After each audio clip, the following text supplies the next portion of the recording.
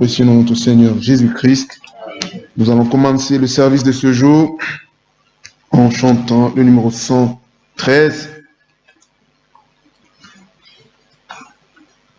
Oui, autrefois, nous avons marché dans ce monde sans savoir que Dieu nous avait destinés à la vie. Amen. Oui, le Seigneur l'avait dit, ce n'est pas à prix d'argent que nous avons été vendus et lui ne reconnaît qu'une seule monnaie. Nous l'avons écouté ici il y a quelques semaines. La monnaie que le Seigneur reconnaît, c'est celle de la foi. La foi en œuvre accomplie à Golgotha. Amen. Oui, nous sommes reconnaissants à ce Dieu qui, au temps marqué, est mort pour nous qui étions des impies, alors que à peine mourrait-on pour quelqu'un de juste et quelqu'un de bien. Merci Seigneur Jésus-Christ pour ta grâce. Merci à notre Dieu qui a prouvé son amour en l'envoyant mourir pour nous sur la croix. Et il a été le premier fils engendré. Il a été obéissant jusqu'à la mort de la croix. Nous aussi qui avons été engendrés par la parole de vérité, Dieu veut manifester dans nos membres l'obéissance en sa parole. Chantons le numéro 113.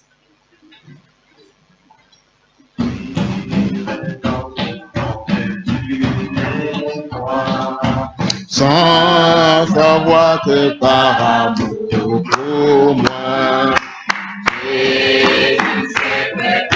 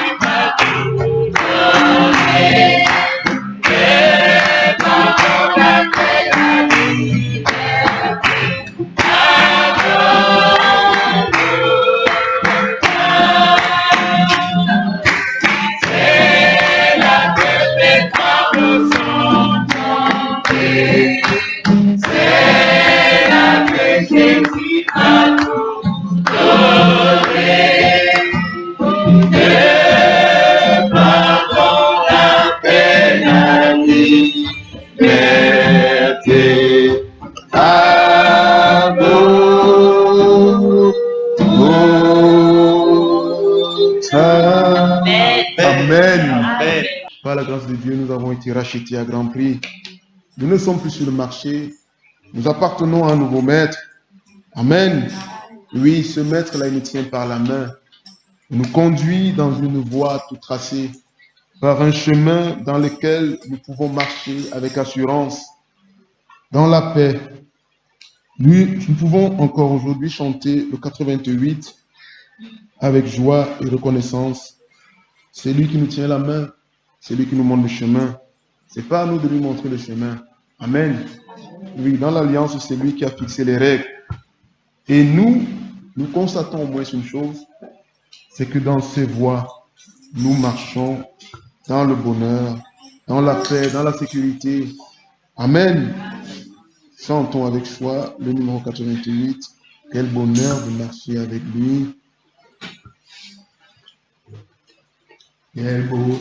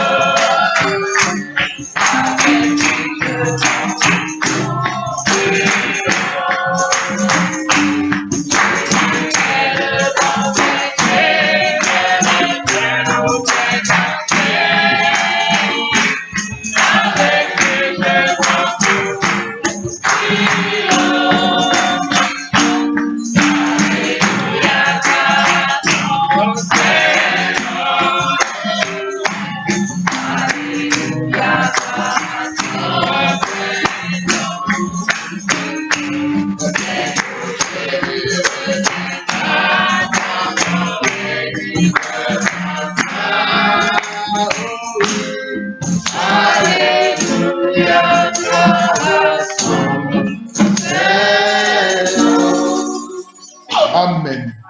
Amen. Réellement, cela doit être une expérience personnelle que nous trouvions le bonheur à marcher avec Dieu. Amen. Autrefois, l'ennemi nous conduisait dans des maisons de marabouts pour y trouver la guérison. Mais on en ressortait avec beaucoup plus de mots. Autrefois, le même qui nous assurait protection avec des coris et des écorces et tous ces genres de fétiches, mais on avait toujours plus de tourments. Mais notre Dieu, il est le seul, le véritable, tout-puissant, celui-là en qui nous devons nous confier. Amen. Que son nom soit loué pour cela. Nous allons tenir debout de parole de l'Écriture avant de prier.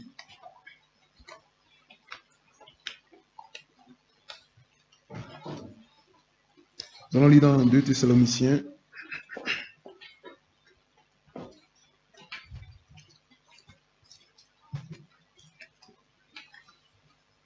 Nous allons lire dans 2 Thessaloniciens, chapitre 2.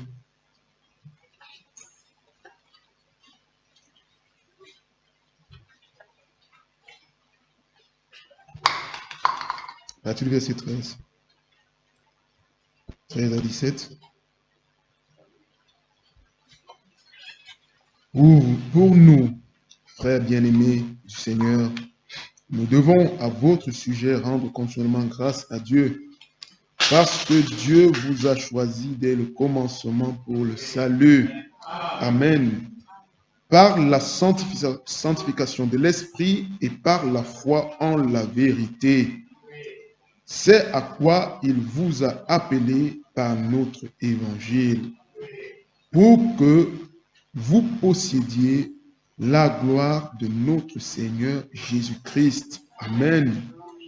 Ainsi donc, frères, demeurez fermes et retenez les instructions que vous avez reçues, soit par notre parole, soit par notre lettre. Que notre Seigneur Jésus-Christ lui-même et Dieu notre Père, qui nous a aimés et nous a donné par sa grâce une consolation éternelle et une bonne espérance, console vos cœurs et vous affermisse en toute bonne œuvre et en toute bonne parole. Amen. Ajoutons au chapitre 3, le verset 4 et 5. Nous avons à votre égard cette confiance dans le Seigneur que vous faites et que vous ferez les choses que nous recommandons. Que le Seigneur dirige vos cœurs vers l'amour de Dieu et vers l'attente patiente de Christ. Amen. Oui, cela est notre partage. En nous doit être trouvé, comme je l'ai dit au début, l'obéissance. Le Fils premier engendré a été obéissant jusqu'à la mort de la croix. Dieu nous a déterminés pour le salut. Amen. Nous l'avons chanté aussi depuis hier. C'est lui qui nous a appelés. C'est lui qui a fait brûler la flamme dans nos cœurs. C'est lui qui nous transforme. C'est lui qui nous prépare pour son retour qui est proche. Il ne suffit pas d'avoir de la connaissance, l'information, mais il faut avoir la révélation de la parole de vérité, afin qu'elle produise en nous la vie de piété. Cette vie de piété qui doit être visible dans nos membres, que Dieu mette en chacun de nous le vouloir et le faire. Amen. Qu'il nous rende capables de toute bonne œuvre et de toute bonne parole, afin qu'à son retour, nous soyons trouvés avec sa justice, étant vêtus et non nus, étant prêts pour aller dans la gloire qu'il nous a préparée. Ensemble, élevons la voix, prions le Seigneur, recommandons-lui l'écoute de la parole. Je vais à la fin donner encore 2 communiqués avant que notre bien-aimé frère Jean-Marc nous s'avance. Prions. Dieu Tout-Puissant, merci encore. Alors qu'aujourd'hui, notre Seigneur, tu nous as conduits dans ce lieu que tu nous as donné, où nous pouvons nous réunir en paix pour t'adorer, Seigneur, et pour écouter ta parole. Seigneur, tu es celui-là qui parle du haut des cieux. Et Seigneur, tu voudrais que nous t'écoutions. Tu voudrais que nous te croyions, Seigneur. Tu voudrais que nous obéissions à ta parole. Seigneur, de nous-mêmes, nous ne pouvons rien, mais nos capacités viennent de toi. Je te prie pour ce mouvement. Aujourd'hui encore, tu nous parles. Envoie la main fraîche, Seigneur, et que Père, nos âmes soient nourries. Le Seigneur nous ayons proposé de bonnes dispositions, afin que lorsque nous servons c'est de ta part qui parle et que Père nous recevons ces paroles en venant avec toi. Quel bonheur, Seigneur, de marcher avec toi. Toi qui nous as appelés, Seigneur, éternel, toi qui nous tiens par la main, nous conduis par ton conseil, Seigneur, dans la voie que tu as tracée, dans laquelle nous pouvons marcher avec silence, dans la paix, Seigneur, et dans tout le repos. Seigneur, fais-nous encore du bien en nous faisant entendre tes paroles. Seigneur, je te dis, fortifie, soutiens au Dieu, conseil de qui parle de ta parole. Oh, tu vas nous former, nous te l'ordre de cette semaine. Oh Seigneur, notre Dieu, fais-nous encore au Dieu de la saison. Chacun de nous, oh Dieu, prenons son engagement. À tes pieds, Seigneur, nous recevons pour toutes choses. Nous l'avons chanté encore hier. Seigneur, c'est la toi qui nous dit que nous-mêmes nous pouvons venir. Seigneur, délivre-nous de tout ce qui est devant ta parole et rends-nous capables de se trouver entre eux. Seigneur, nous aujourd'hui encore ce rassemblement, servir au Dieu de préparation. et pour notre édification, et que la gloire te revienne au ciel. Sois loué, exalté, alors que nous avons prié dans le nom de Jésus-Christ. Amen. Je vais demander à notre bien-aimé frère Paul de lever encore sa voix. Bien-aimé Père Céleste, Seigneur Jésus. c'est encore avec foi et reconnaissance que nous avons rencontré toi. Merci. Je te dis merci. Merci parce que tu as dirigé nos pas jusqu'ici. Amen. Parce que Seigneur, oh Dieu, tu disposes les cœurs afin que nous puissions être prêts pour recevoir la parole que tu as prévue pour nous ce soir.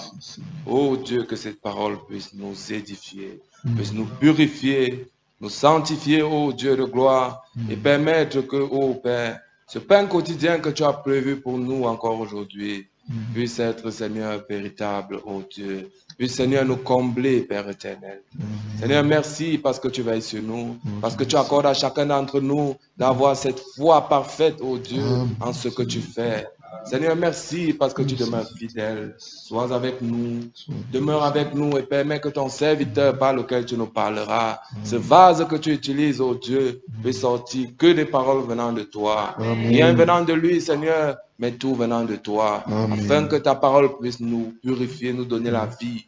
Car toute parole venant de l'homme tue, mais la parole de Dieu seul vivifie. Merci pour cette grâce, oh Dieu. Seigneur, sois avec nous durant le début jusqu'à la fin du culte, oh Dieu, et sois avec chacun, celui qui prendra le chemin du retour, jusqu'à Seigneur, oh Dieu, son domicile. Merci parce que tu veilles sur toutes choses. Au nom de Jésus, je t'ai ainsi prié. Amen. Amen. Amen. Veuillez vous asseoir. Que Dieu bénisse notre frère Paul. Je vais inviter notre bien-aimé frère Jean-Marc. Que le Seigneur vous bénisse abondamment. On est encore une fois de plus accablé par la chaleur.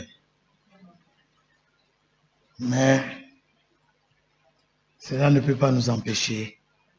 Amen. De pouvoir écouter la parole de Dieu. C'est ça, n'est-ce pas? Amen. Parce que là, on voit chacun quand il parle, il est là. Amen. Amen. La voix ne sort même pas. Que Dieu vous bénisse. Oui, je vous attends d'abord.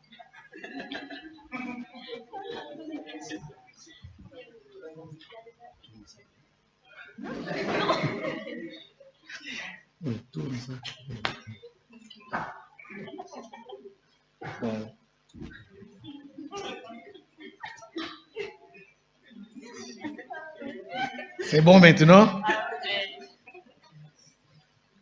C'est ça ce que je venais de dire tout à l'heure. Je venais de dire ça tout à l'heure. Vous êtes déjà accablé par la chaleur déjà. Et je pense que quand il fait même très chaud là, on a faim. C'est ça, n'est-ce pas? Et on mange même. Amen. Amen. Quand il fait froid, on a encore faim. On mange même. Tous les jours. Alors si c'est dans la chair qu'on le fait, alors spirituellement. Avez-vous faim? Amen. Alors que Dieu vous bénisse. Que Dieu vous bénisse. Nous allons ajouter à ce qu'on nous a lu. Nous allons prendre Ephésiens chapitre 4. Ephésiens au chapitre 4.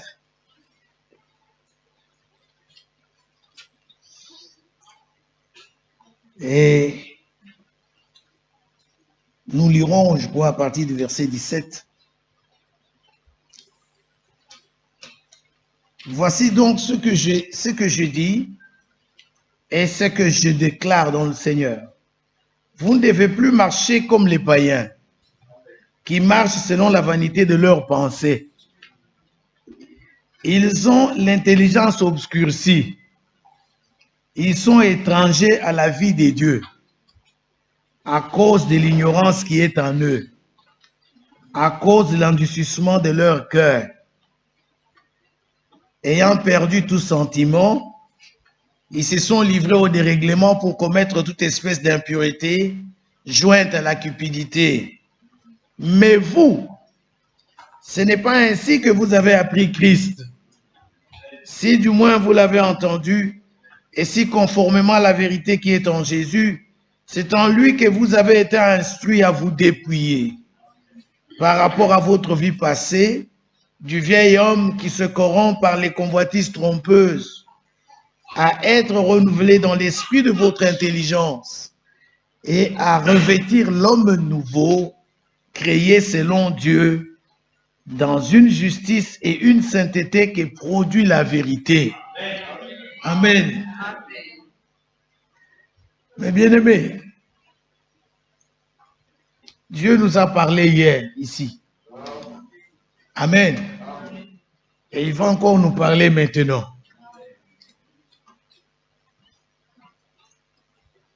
Ici, il est écrit dans Éphésiens 4.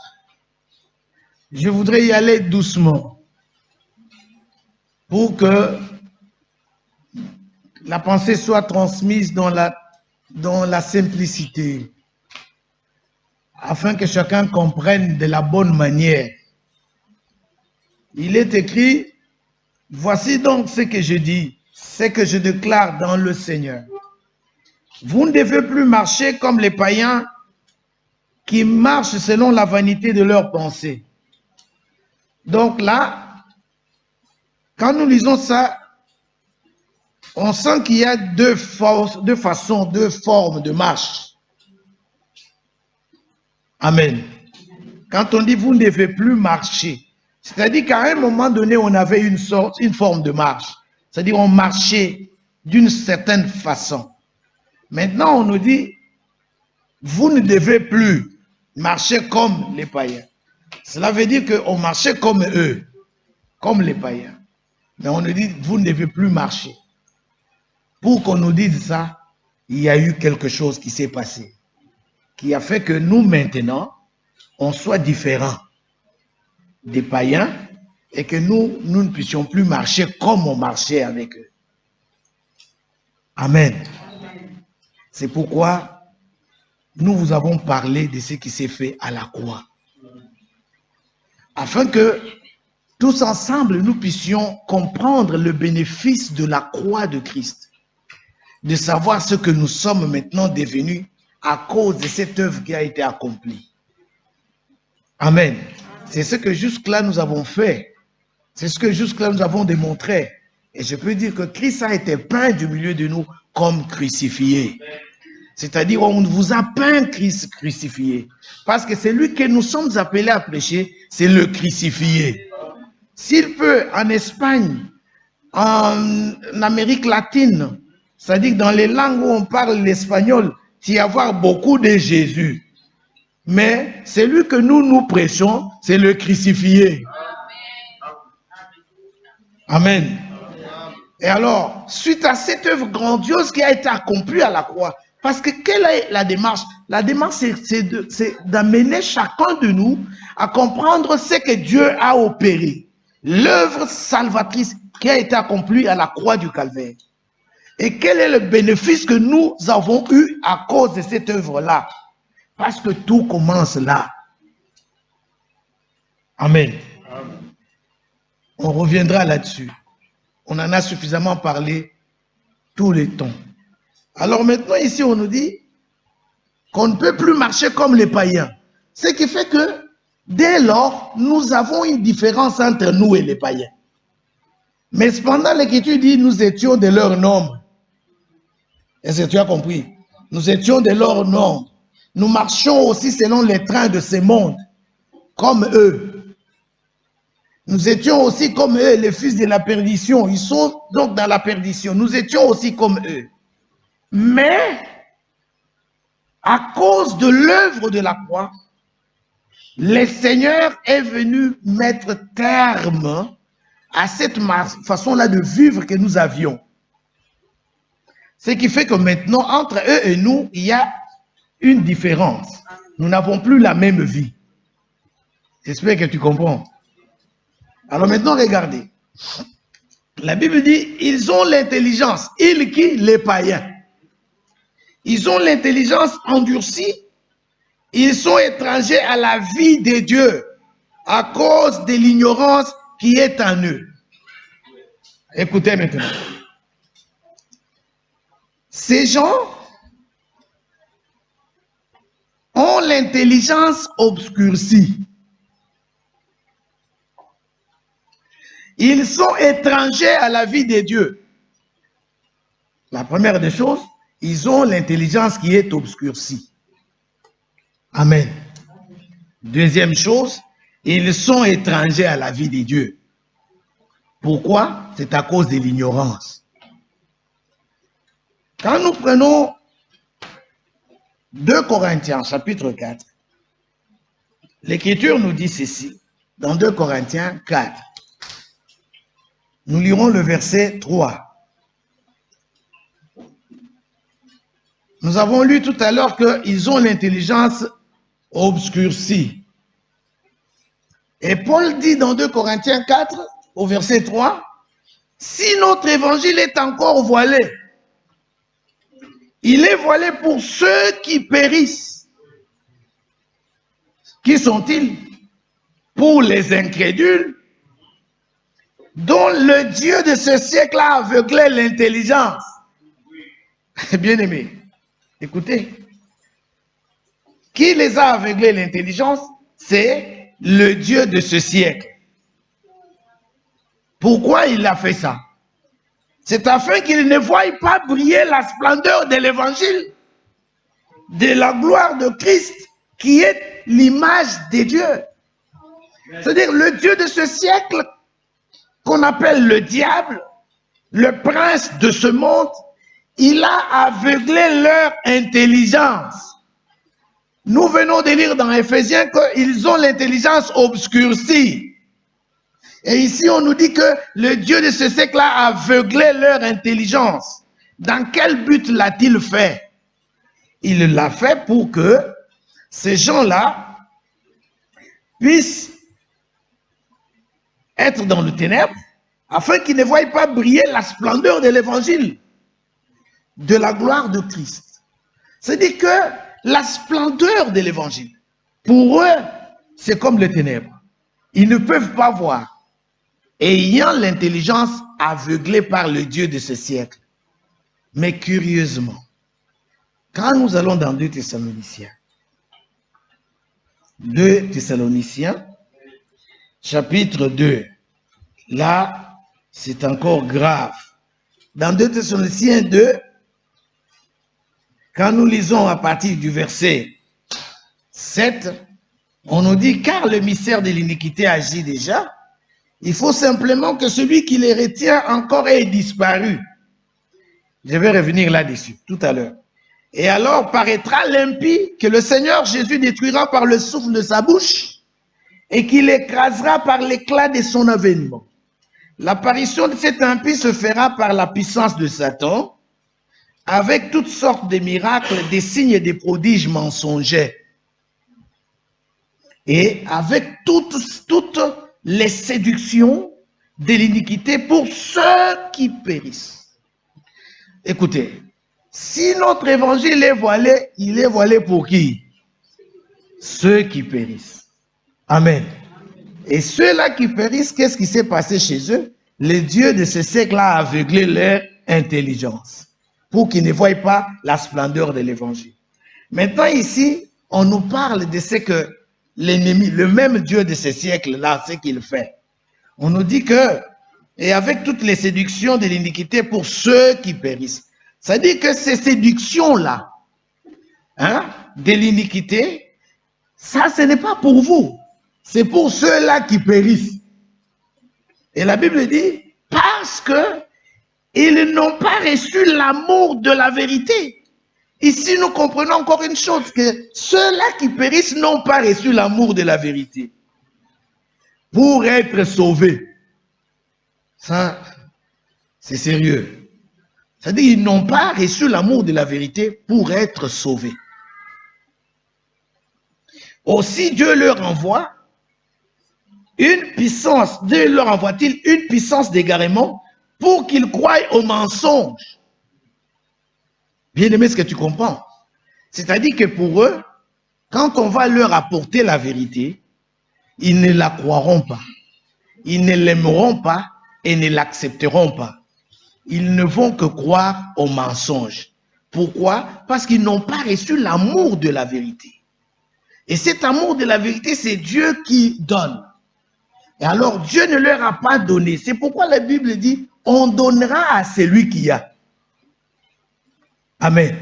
Alors, ceux à qui l'amour de la vérité a été donné, on leur donnera cette vérité. Parce qu'on donne à celui qui a. Mais eux, ils n'ont pas reçu cet amour de la vérité. Comment pourront-ils recevoir la vérité? Et de plus, le Dieu de ce siècle a aveuglé leur intelligence pour qu'ils ne voient pas briller la splendeur de l'évangile. Et Dieu, maintenant, leur donne, amen, une énergie d'égarement pour qu'ils ne puissent pas croire à la vérité. Une chose, c'est que quand Dieu ferme, personne ne peut ouvrir. Et quand Dieu ouvre, personne ne peut fermer. Si c'est Dieu qui donne encore l'énergie d'égarement, dis-moi un peu, qui va donner le contraire? Si cette énergie d'égarement vient de la part de Dieu. Vous voyez, ceux-là qui obéissent à ces séductions qui proviennent du Dieu de ce siècle, à ces miracles mensongers, à toutes ces choses. Voilà pourquoi l'évangile que nous vous prêchons, maintenant là, la Bible a dit, cette bonne nouvelle du royaume sera prêchée partout dans le monde pour servir de témoignage. La bonne nouvelle que nous vous prêchons maintenant, c'est la bonne nouvelle du royaume. Je ne sais pas si tu as compris. Nous vous apportons le message du temps de la fin pour que vous puissiez quitter la confusion et venir normalement à ce qui était au commencement. Et cependant, nous vous apportons l'évangile du royaume. Et cet évangile du royaume, ce n'est pas ce que nous entendons ailleurs. Où, quand les gens viennent, on ne leur parle que des miracles, on ne leur parle que de l'argent, on ne leur parle que des maisons. Vous comprenez? L'évangile que nous apportons et qui doit être là jusqu'à la fin, c'est l'évangile du royaume. Parce qu'il y a un peuple qui doit savoir comment entrer dans le royaume et le peuple qui normalement entreront dans le royaume. Je ne sais pas si vous comprenez. Comment entre-t-on dans le royaume? Ça demandait à Nicodème, il en sait quelque chose.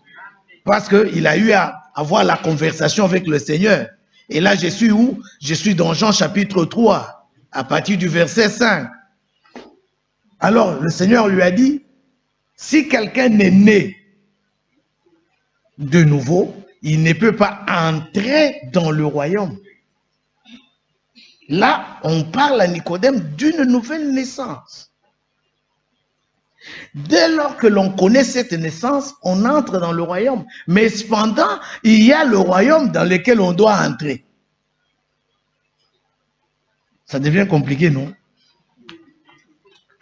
Amen. Écoutez, je me rappelle de ce que notre bien-aimé nous a dit hier. Il nous a dit que nous acceptons sans comprendre. Alléluia. Et nous chantons même comme ça, non? T'acceptes sans comprendre. C'est ça, non? Mais écoutez, ce que tu n'as pas compris le matin, tu vas le comprendre le soir. Mais le problème, c'est que on ne discute pas avec lui. On accepte ce qu'il dit, même sans comprendre. Mais écoutez, celui qui est dans le royaume maintenant entrera dans le royaume. Est-ce que c'est clair? Oui, nous allons arriver, ne vous en faites pas, au moment où nous parlerons du royaume. Je ne veux pas aller vite en besogne. Alors maintenant, écoutez. Ici, on nous dit que, donc je disais tout à l'heure plutôt que l'évangile que nous prêchons, c'est l'évangile du royaume. Nous n'avons pas le temps à perdre ici pour vous parler de maisons, parler de la prospérité matérielle, il faut... Non, on n'a pas le temps là. Amen. Ce n'est plus même d'actualité.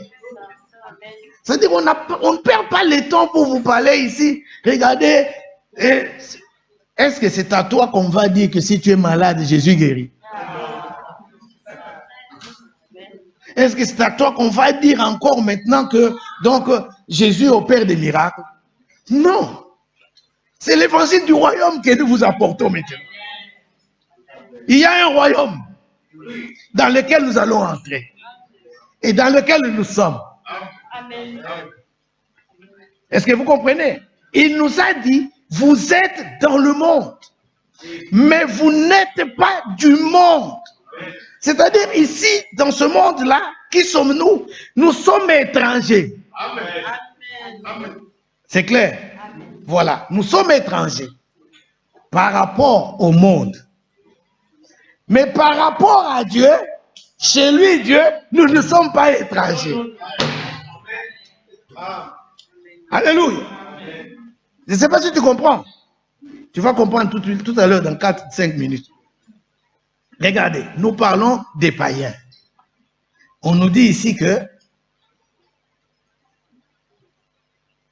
ces païens dans Éphésiens 4. Éphésiens 4.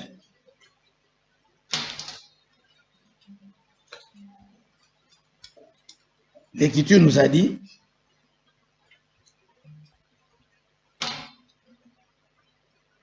ils ont l'intelligence obscurcie. Amen. Ils sont étrangers à la vie de Dieu. Vous avez compris? Eux, ils sont étrangers à la vie de Dieu. Mais nous ne sommes pas étrangers à cette vie. Savez-vous pourquoi? Parce que sa divine puissance nous a tout donné, qui contribue à qui? À la vie et à la piété. Alléluia. Alors, la piété, c'est quoi? C'est la vie de Dieu. Maintenant, les païens, eux, sont étrangers à la vie de Dieu.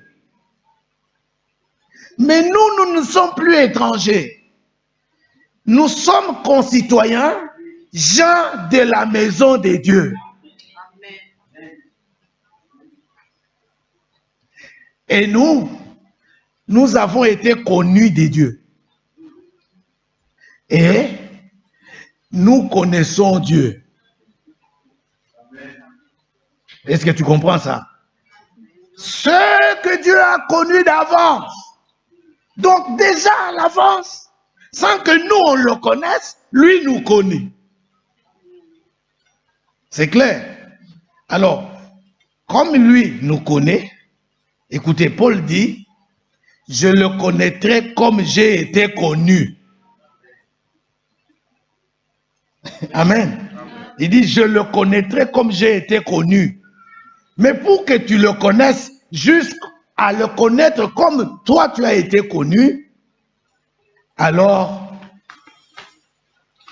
il y a des gens. Amen. Amen. Alléluia.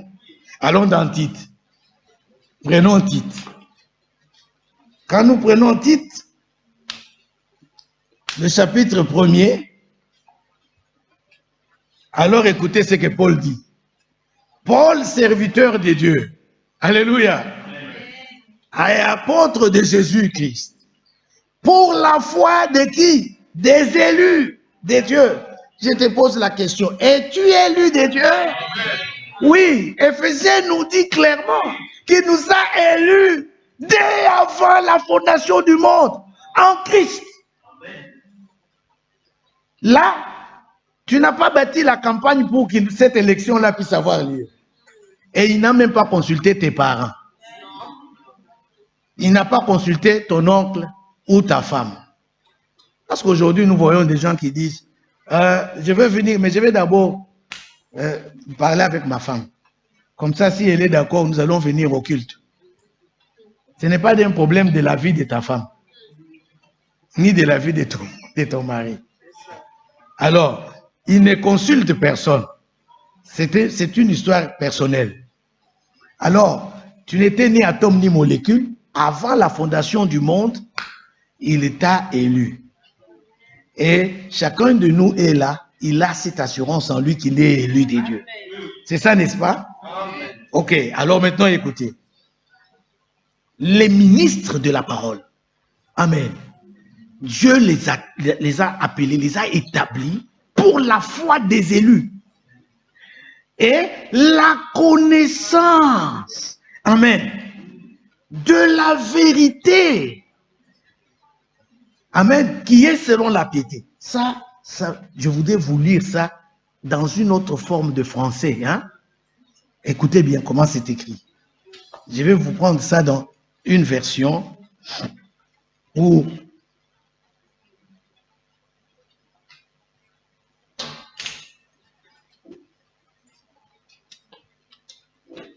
ici, il dit, je suis dans la Bible de ses mains, il dit ceci.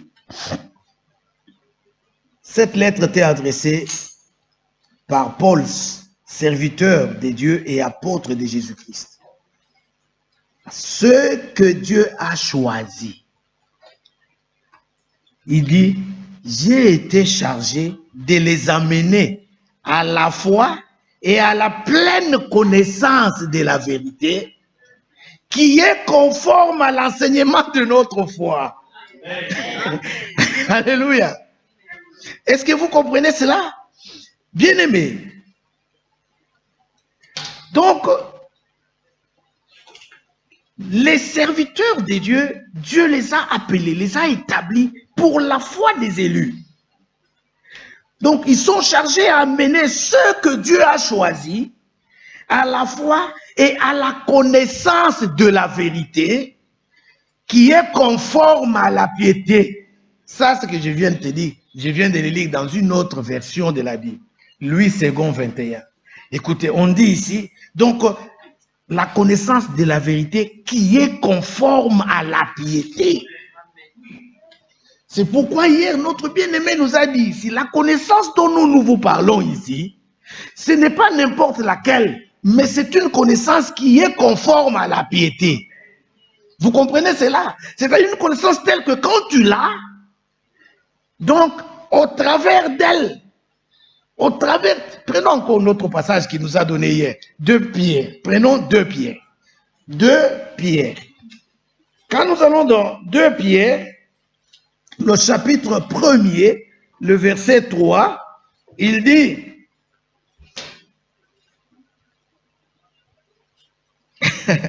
sa divine puissance nous a donné tout ce qui est nécessaire à la vie et à la piété, en nous faisant connaître celui qui nous a appelés par sa gloire et par sa force. Ça, c'est Second 21. Amen. Est-ce que tu comprends ça? C'est-à-dire que sa divine puissance nous a donné tout ce qui est nécessaire à la vie. Il est question de la vie. Amen. Alors, là, nous allons poser la question à Dieu qui nous dise, qui nous parle, la vie même, c'est quoi? Comment il l'a défini? Écoutez, quand nous allons dans 1 Jean, allons dans 1 Jean, 1 Jean, chapitre 5. Quand nous prenons 1 Jean au chapitre 5, nous allons commencer la lecture à partir du verset 9. L'Écriture dit, si nous recevons les témoignages des hommes, reconnaissons que le témoignage de Dieu est plus grand. Car c'est le témoignage de Dieu. C'est lui qui l'a rendu à propos de son Fils. Alors écoutez, il dit, celui qui croit au Fils de Dieu possède ce témoignage en lui-même. Donc je parle à ceux qui croient, ceux qui ont reçu le Fils. Vous, pour vous, vous avez ce témoignage en vous.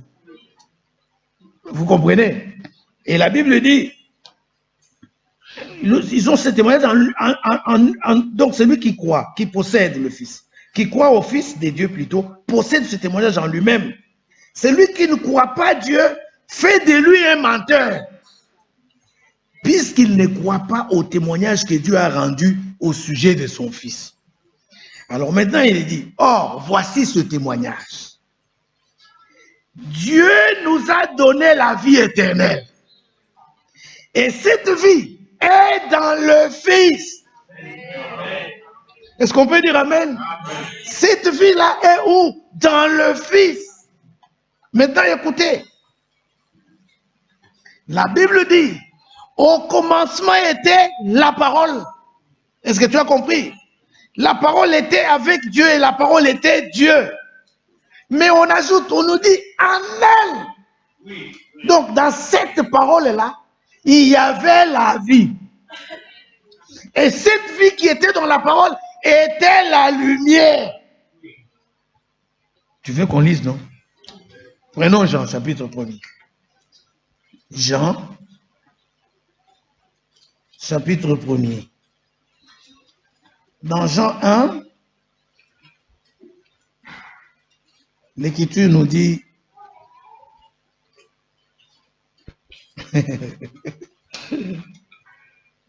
ah oui, lui ici dans cette version il dit au commencement la parole existait déjà. La parole était avec Dieu et la parole était Dieu. Elle était au commencement avec Dieu. Tout a été fait par elle et rien de ce qui a été fait n'a été fait sans elle. Maintenant, il dit, en elle, au verset 4 de Jean, en elle, il y avait la vie. Et cette vie était la lumière des êtres humains. Donc, la parole qui était avec Dieu et qui est Dieu lui-même, cette parole-là, du commencement, on nous dit qu'en elle, il y a une vie. Et cette vie-là qui est dans cette parole est la lumière. Mais curieusement, cette parole dans laquelle il y a la vie et dont cette vie est la lumière, elle-même la parole est la lumière. C'est pourquoi dans Jean 17, il dit « Sanctifie-les par ta vérité, car ta parole est la vérité ». C'est cette vérité-là du commencement. Et puis on nous dit que dans Jean chapitre 6, nous avons lu ça hier, que la parole est l'esprit et vie. Amen. Donc la parole est esprit et vie.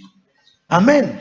Et maintenant dans le psaume, on nous dit, c'est par la révélation de cette parole. Amen. Que nous voyons clair. Amen. C'est par la révélation de cette parole. Psaume 119, 130. La révélation de sa parole est claire. Et toujours dans le psaume 119, 105, David il dira, ta parole est une lampe à mes pieds, une lumière sur mon sentier. La parole de Dieu est une lumière. Et la parole de Dieu est une vie. C'est-à-dire, quand c'est la parole d'un homme, il n'y a pas de vie dedans. Mais quand c'est la parole de Dieu, il y a la vie dedans. Mais cette parole qui a la vie en elle, et qui elle-même est la vie, parce que lui-même a dit, mes paroles sont esprit et vie. Et cette parole qui est même la vie, c'est elle qui a été faite chair. Alléluia. Est-ce que tu as compris? C'est cette parole qui a été faite chair. Et quand la parole a été faite chair, c'est un mystère. Et ce mystère s'appelle le mystère de la piété. Amen. Alléluia. Le mystère de la piété est grand. Dieu a été manifesté dans la chair. Mais qui est Dieu? Au commencement était la parole. La parole était avec Dieu et la parole était Dieu. En elle, il y avait la vie. Et la vie était la lumière des hommes. Vous voyez, cette parole qui est Dieu, qui est vie, qui est lumière, qui est esprit, a été faite chair. Et ça, c'est un mystère. Et nous nous réjouissons parce que ce mystère est scellé parmi les disciples. Ce n'est pas pour tous, c'est parmi les disciples. Parce que nous sommes disciples. Savez-vous ça? Amen. Oui, puisque à eux, on leur a dit, allez, faites de toutes les nations mes disciples. Amen. Amen. Tu sais pourquoi tu es là? Parce qu'ils étaient venus vers toi. C'est pour que toi, tu sois disciple. Alors, la révélation est célèbre parmi les disciples. Amen. Alors maintenant, écoute. Ça, c'est le mystère de la piété. Dieu a été manifesté dans la chair. Et quand Dieu a été manifesté dans la chair, nous l'avons appelé Seigneur Jésus-Christ. Et Seigneur Jésus-Christ est son nom de la nouvelle alliance. Or, ce nom-là, Amen, est le seul qui nous a été donné sous le ciel par lequel nous pouvions être sauvés. Et celui qui invoquera ce nom sera sauvé. Amen. Et qu'est-ce que l'on comprend par ce mystère-là? C'est que tout ce que Dieu était dans l'Ancien Testament, il l'a déversé dans une chair humaine, un homme, Jésus-Christ. Et c'est pourquoi Philippiens dira, en lui habite corporellement toute la plénitude de la divinité. Est-ce que vous avez compris? Et Hébreux chapitre 1 nous dira qu'il est l'empreinte de sa personne. Il n'est pas une personne en Dieu, mais lui est l'empreinte de sa personne. Est-ce que tu comprends? Voilà. Alors maintenant, le témoignage de Dieu, retournons maintenant là-bas. C'est quel témoignage? C'est que la vie de Dieu est dans le Fils. Vous avez compris comment la vie est dans le Fils, non? C'est clair maintenant? Alors maintenant, écoutez, qui sont ceux qui reçoivent maintenant ce mystère? Amen. Parce qu'il est opposé à un autre mystère. C'est le mystère de l'iniquité. Maintenant, dans ce mystère-là de l'iniquité, ça consiste à quoi? Il y a l'impie, le Dieu de ce siècle. Il a des gens que lui a déjà aveuglé l'intelligence. Est-ce que vous avez compris? Il les a déjà aveuglés. Maintenant, quand il vient avec la séduction. Amen. Avec toute espèce de miracle. Je suis dans 2 Thessaloniciens 2, non? Toute espèce de miracle. Pour ceux-là qui périssent. Et Paul dit, notre évangile, s'il est voilé, il est voilé pour ceux qui périssent. Vous avez compris? Pour ceux-là qui périssent. C'est ainsi que vous les voyez, toujours derrière les miracles. Or, les miracles auxquels ils croient, ce sont les miracles mensongers. Est-ce que tu comprends cela? Les miracles mensongers. Alors, ils n'ont pas reçu l'amour de la vérité pour croire à la vérité. Et qu'est-ce qui va se passer? Ils ne croiront qu'au mensonge. Mais c'est le contraire de ceux qui ont reçu le mystère de la piété. Amen. Parce que eux, tout ce qui concerne la vie de Dieu, la piété, qui est la vie de Dieu, on leur a donné. Comment? Par le moyen de la connaissance. Une connaissance qui est conforme à cette vie-là, de la piété, la vie de Dieu. Alors que les païens, la Bible dit qu'ils ne connaissent pas Dieu. Retournons dans notre texte d'Éphésiens. On est dans Éphésiens. Éphésiens chapitre 4. C'est ça, n'est-ce pas?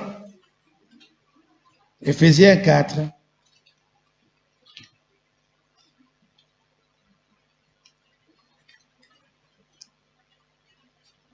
Voilà. Il nous dit, ils ont l'intelligence rendue obscurcie. Donc leur intelligence est obscurcie. Autrement dit, leur intelligence est aveuglée. Et qui a aveuglé cette intelligence? C'est le Dieu de ce siècle. Et maintenant on dit, ils sont étrangers à la vie de Dieu. La vie de Dieu, c'est quoi? C'est la piété.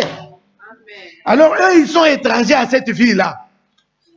Mais pour nous, la Bible dit, sa divine puissance nous a tout donné, qui contribue à la vie. Et dans la version où je vous ai lu, la Bible dit, il nous a donné tout ce qui est nécessaire à notre vie.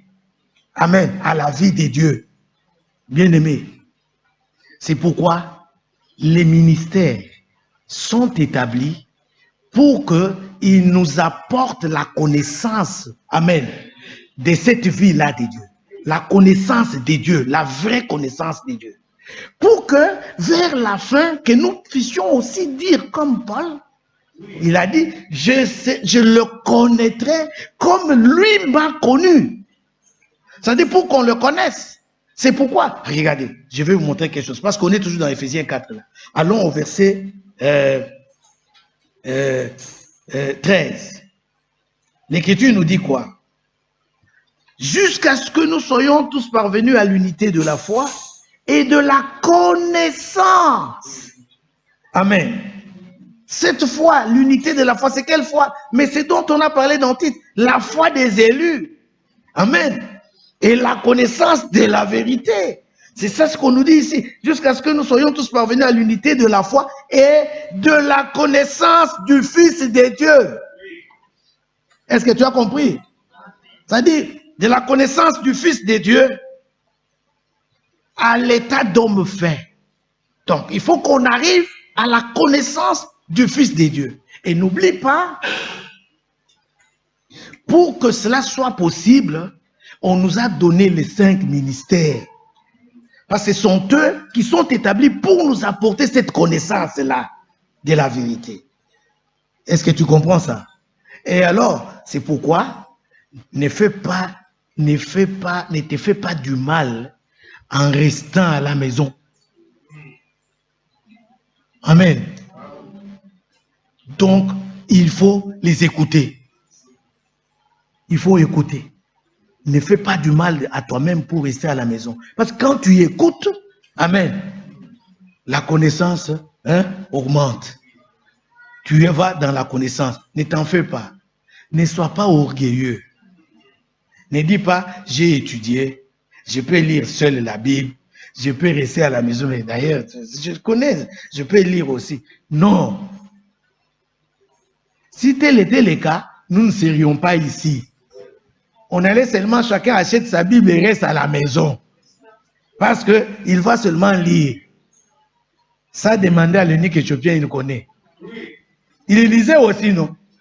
Mais il ne comprenait pas ce qu'il lisait. Il dit, mais dis-moi un peu, de qui parle-t-on là-bas? Il fallait qu'on envoie quelqu'un qui lui avait le don et qu'il puisse arriver là. Ne vous en faites pas. Eux-mêmes là aussi, ils ne connaissent pas. Peut-être ce que je viens de te dire est passé. Tu as compris ce que je veux dire?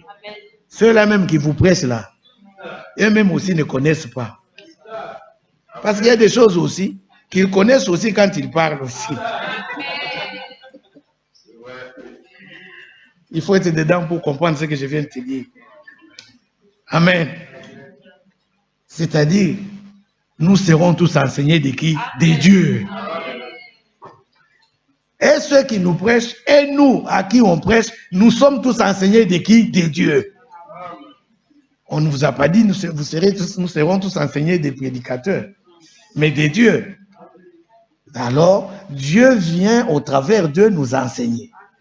Pendant qu'ils nous enseignent au travers d'eux, eux aussi connaissent, nous aussi nous connaissons. C'est clair, non? Alors, maintenant, regardez. L'Écriture a dit dans Éphésiens, jusqu'à ce que nous arrivions à la connaissance du Fils de Dieu. Pourquoi? Parce que c'est lui que nous annonçons.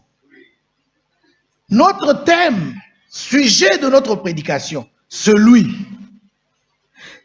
dont la loi et les prophètes ont parlé, c'est lui. Alors, c'est Jésus-Christ que nous vous annonçons, que nous prêchons. C'est pourquoi nous disons, nous prêchons Christ crucifié. Donc, c'est lui que nous, on vous prêche. On ne vous prêche pas un homme. Et l'Écriture dit, nous ne nous prêchons pas nous-mêmes, mais c'est Jésus-Christ crucifié que nous prêchons. Bien-aimé, tu ne peux pas, crois-moi, tu ne peux pas connaître la nouvelle naissance, connaître la réconciliation, connaître tout ça, si on ne te prêche pas le crucifié. Plus on te parle de lui, on le peint comme crucifié, alors seulement tu feras l'expérience, tu le connaîtras. Tu le connaîtras jusque dans la puissance de la résurrection. C'est pourquoi il faut qu'on te parle. Il y a un cantique comme ça où nous disons, ah, c'est oublié en tout cas, ça va venir plus tard. C'est-à-dire qu'on nous parle de lui. Voilà. Donc, qu'on nous parle de son histoire. Vous voyez cela? Pourquoi? Parce que nous sommes ceux-là qui cherchent celui que leur cœur aime. Et comme nous le cherchons, nous n'avons pas besoin que quelqu'un nous dérange.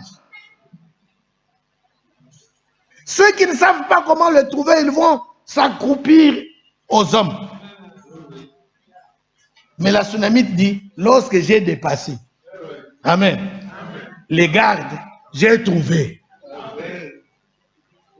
Si tu restes accroché à l'homme Branham, c'est Yako, comme on dit. C'est dommage. C'est comme quelqu'un accroché à un poteau qui lui montre la route. Alors, il faut seulement qu'il dise, vraiment, le poteau m'a aidé de voir la route. Je vais suivre la route. Tu ne restes pas au poteau pour dire, ah, vraiment, c'est bien peint, le poteau. Si ce poteau... Non, le poteau n'a fait que son travail. Est-ce que tu comprends cela? Voilà pourquoi nous ne vous appelons pas à vous accrocher à nous. Nous faisons ce que Jean-Baptiste a dit. Il faut que moi je diminue et que lui croisse.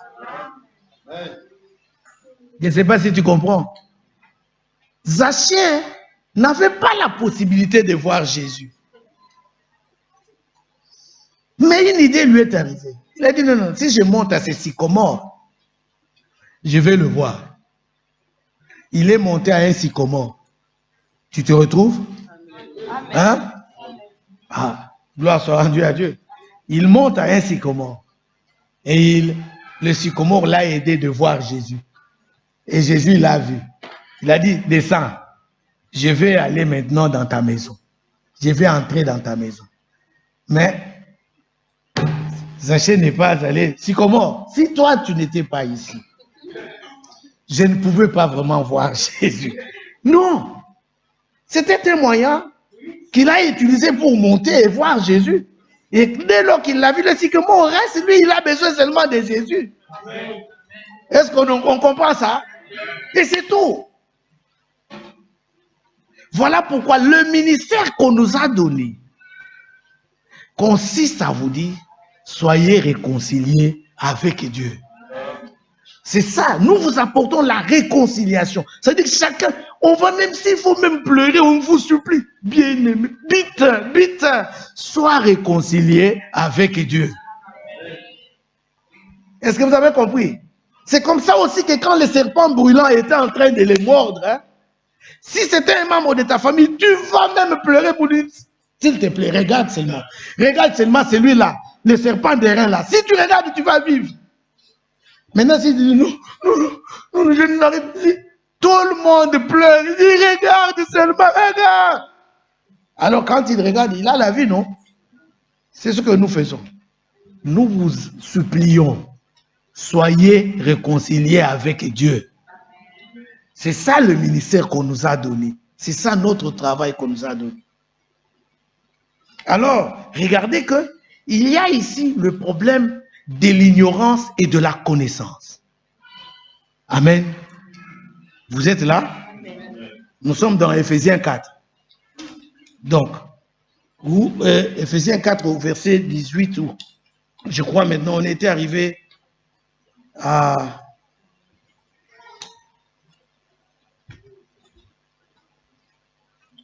Regardez, on est arrivé maintenant au verset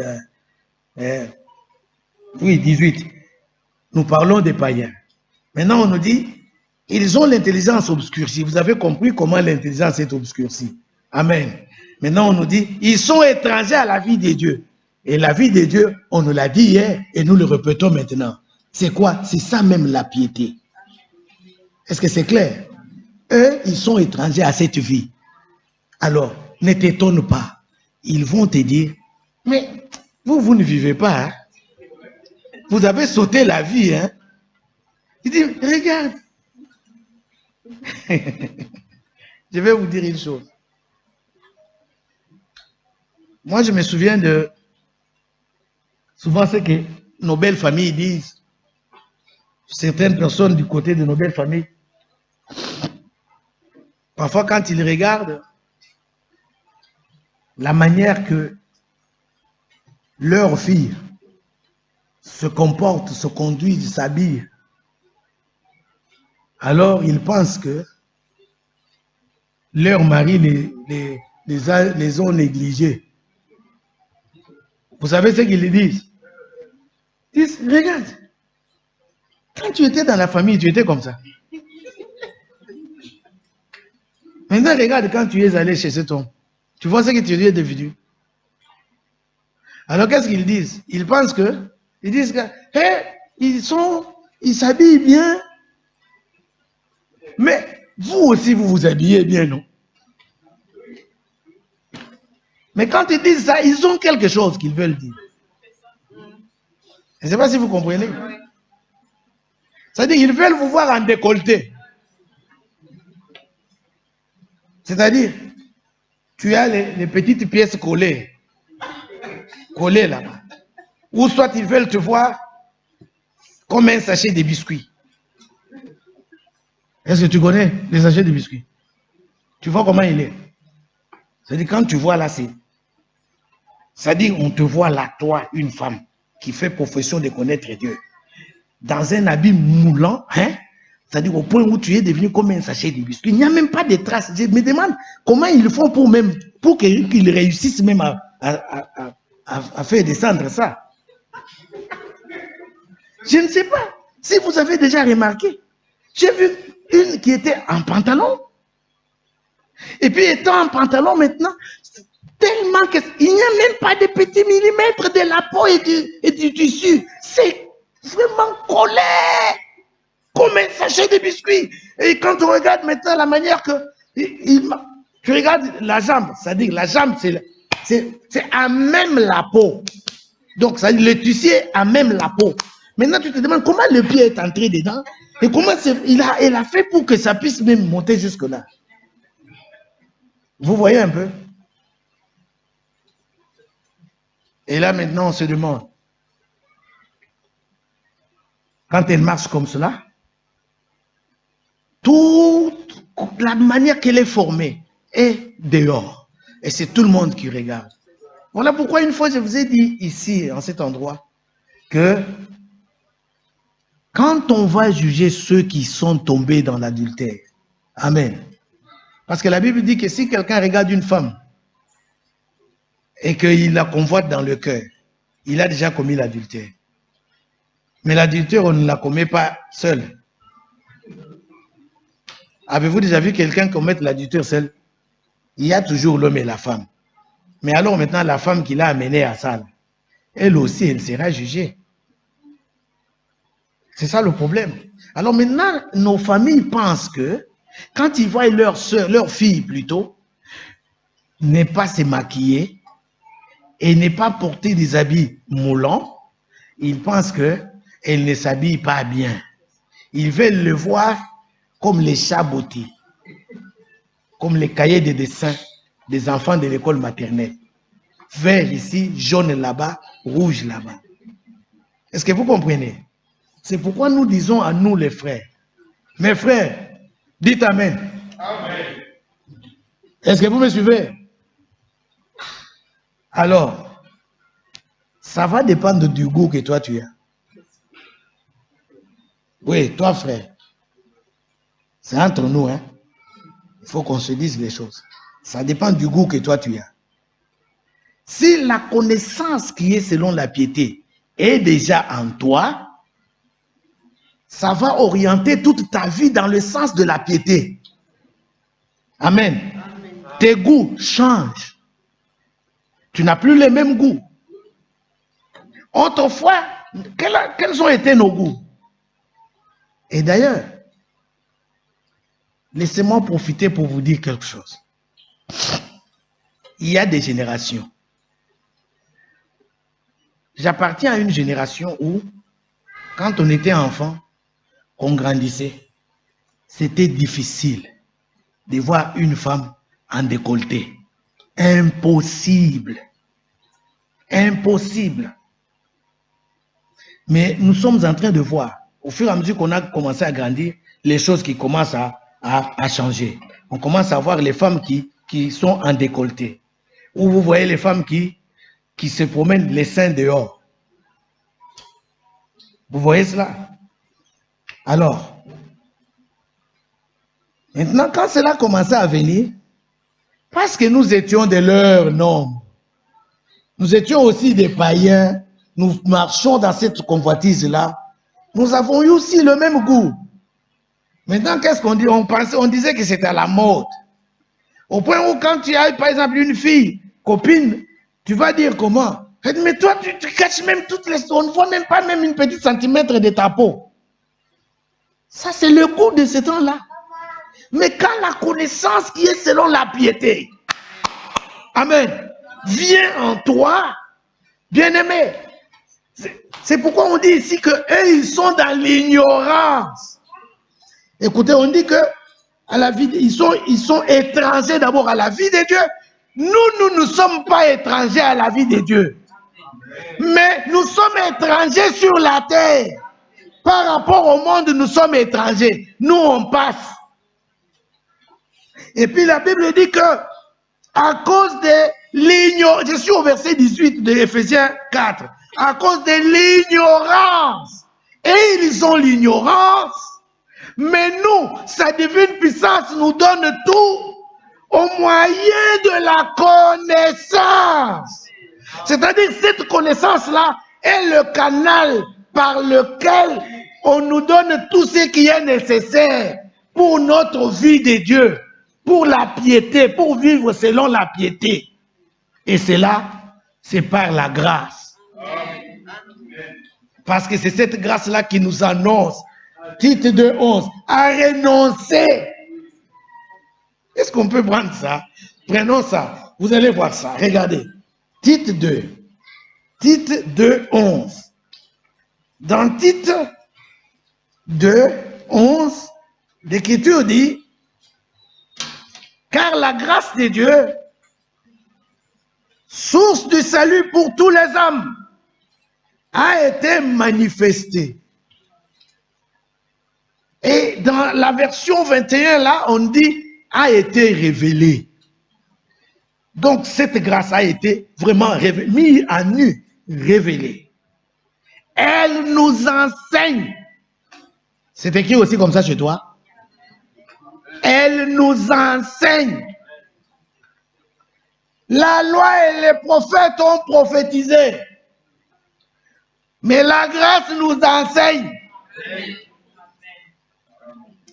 La Bible dit qu'elle nous enseigne à renoncer. N'oubliez pas qu'il est écrit, la grâce à laquelle nous sommes attachés est la véritable. Donc cette grâce qui est la véritable nous enseigne à renoncer. Pas à vivre, mais à renoncer. Qu'est-ce que je veux dire? À renoncer à l'impiété. Mon bien-aimé, lis bien. Hein? Lis bien ça.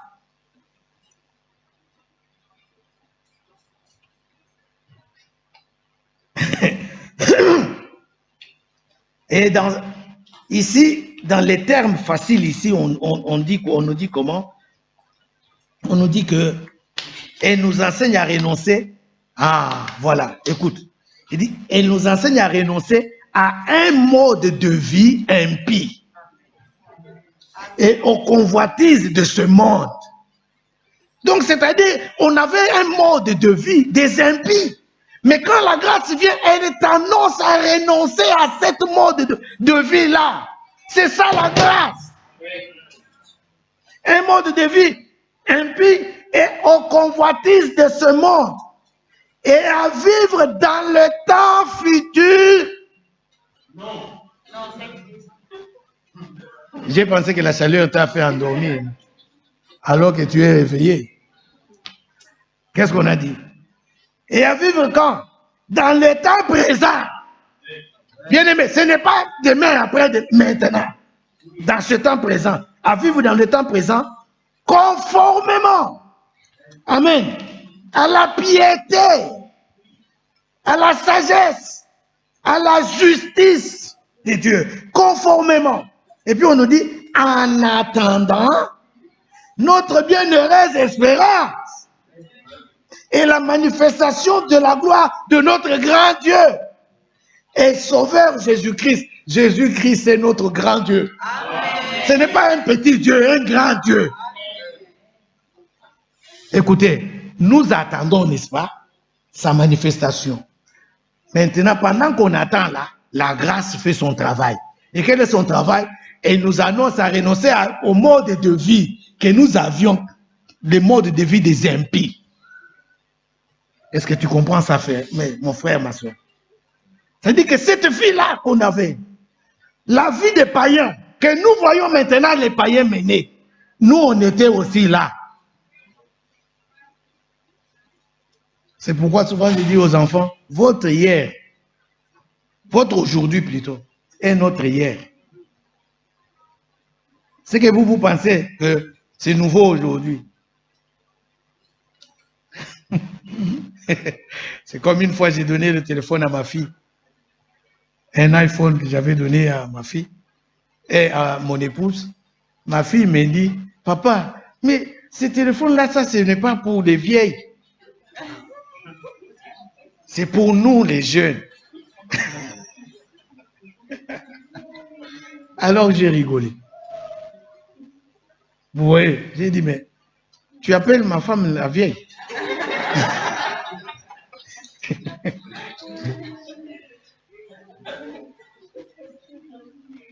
Alors il me dit, bon, il faut voir maman quand elle parle à ce téléphone avec beaucoup de fiers comme ça. Il fallait m'envoyer à moi, papa. J'ai dit, c'est ma femme, hein? Comment toi tu vas l'appeler la vieille? C'est que ce que toi tu as vécu aujourd'hui, que tu appelles à la mode ou quoi là, nous sommes passés par là. Est-ce que vous comprenez? Quand vous venez avec vos petites méthodes là, des tromperies là, on vous regarde seulement. On vous regarde seulement. Vous comprenez un peu? On vous regarde seulement. C'est comme quelqu'un, je me rappelle, le courant est là. Il a vraiment soif de la cigarette, il n'a pas de l'argent. Il vient dépenser, il vient demander donc à son oncle, donc je parle d'un beau-frère. Il vient, il lui dit, oncle, est-ce que tu peux me donner un peu d'argent pour que j'achète la bougie? Il dit, bougie, tu vas faire quoi avec? Il dit, oh, parce que pour allumer dans la... Mais écoute, il y a les courants. Comment toi tu vas acheter la bougie? Là, vous savez comment on fait? Là, on fait comme ça. Un petit mensonge. Est-ce que vous comprenez cela? C'est ça, mes bien-aimés.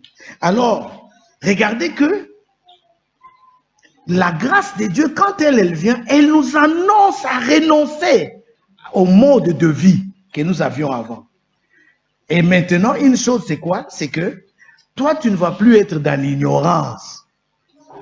Amen. Parce que Dieu, sans tenir compte du temps d'ignorance, il nous a déjà appelés tous à la repentance. Nous avons connu la repentance. Ça, on en a parlé, n'est-ce pas? À cause de l'œuvre de la croix. On s'est repenti.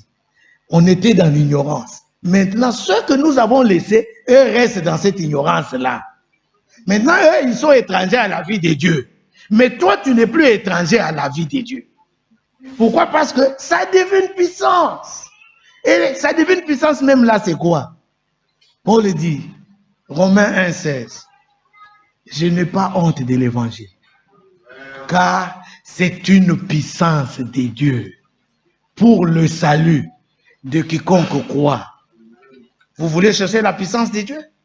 Mais la puissance de Dieu, c'est sa parole. C'est l'évangile. Et l'évangile, c'est quoi? C'est la parole de Dieu.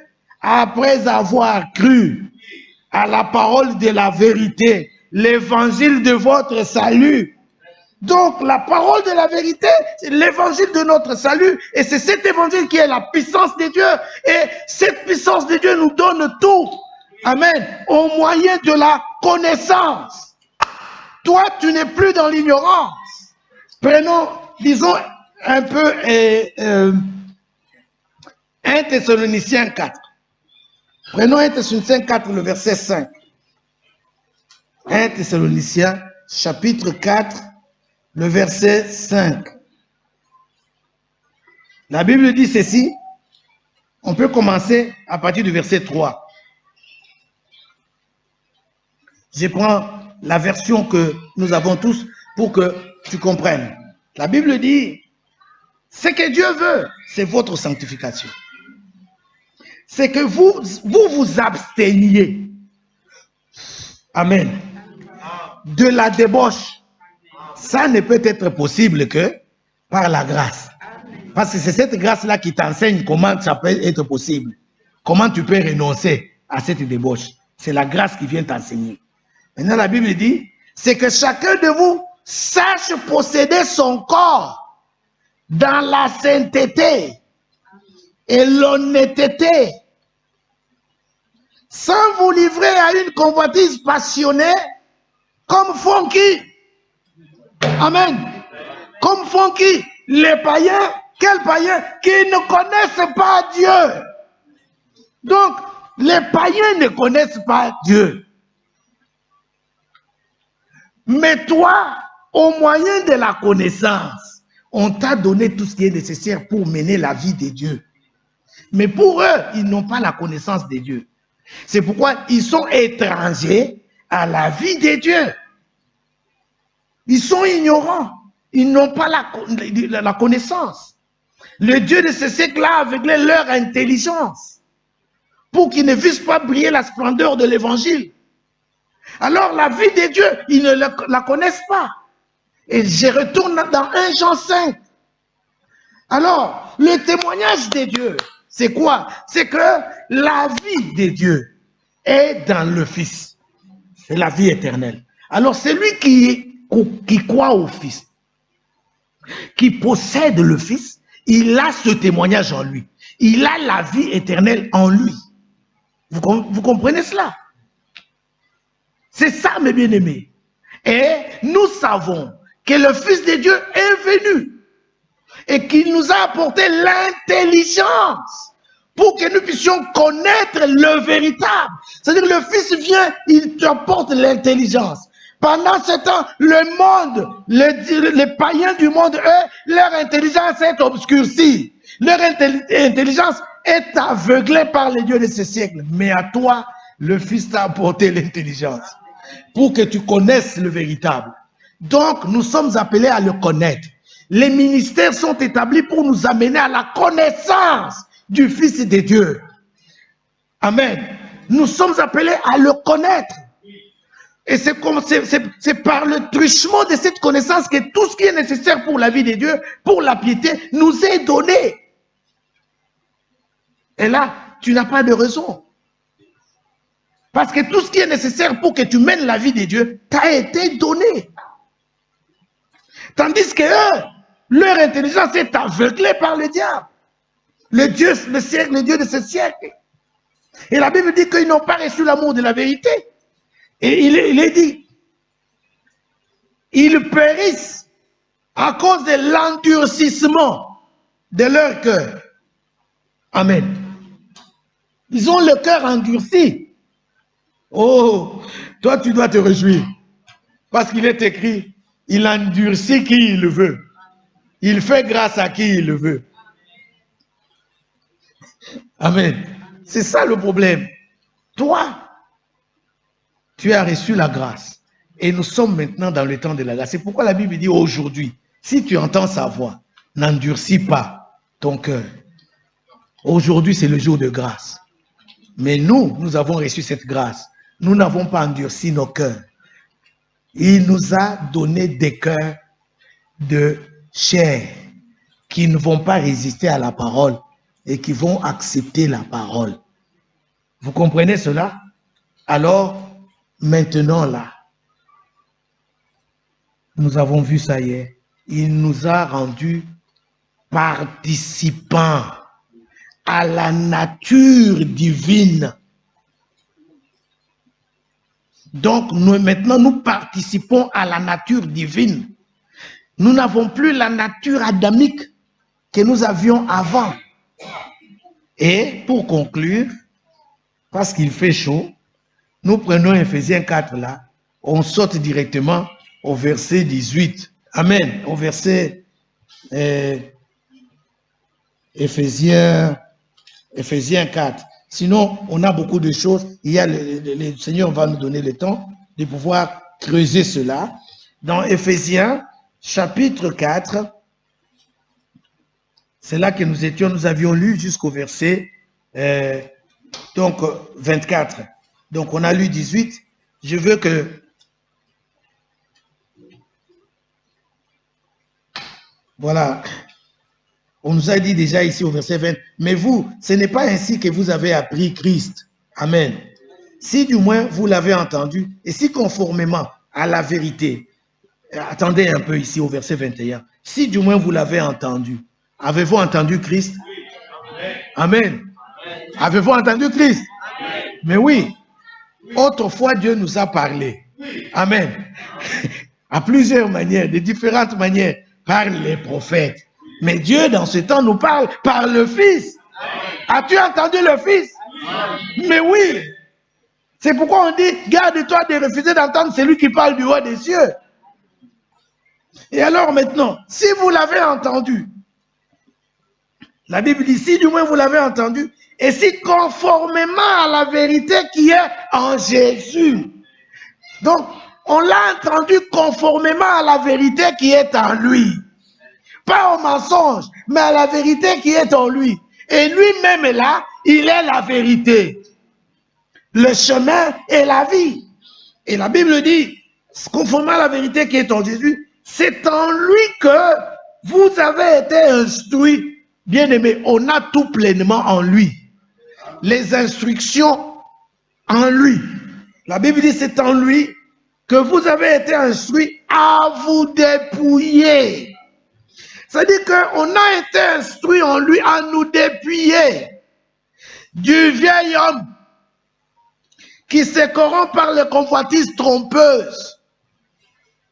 Les vieils hommes, maintenant ici, on va parler du vieil homme. Et puis, on va parler de l'homme nouveau. Les deux.